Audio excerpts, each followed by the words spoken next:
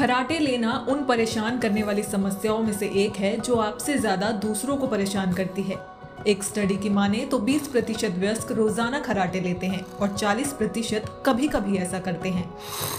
खर्राटे और obstructive sleep apnoea आपस में जुड़े हुए हैं और जिन लोगों को ये समस्या होती है उन्हें सोते समय सांस लेने में दिक्कतें आ सकती हैं। इस समस्या से छुटकारा पाने के लिए कुछ आदतों में बदलाव किए जा सकते हैं।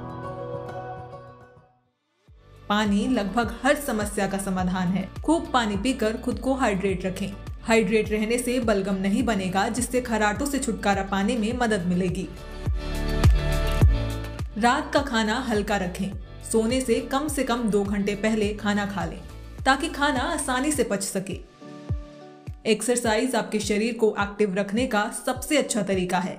इससे स्लीप क्वालिटी में सुधार होता है, जिससे खर्राटों को कम किया जा सकता है। खर्राटों को रोकने का सबसे आसान तरीका है करवट लेकर सोना। सोते समय 2 तकियों का उपयोग करके अपने सिर को ऊपर उठाकर सोएं। इससे खर्राटों को रोकने में मदद मिल सकती है।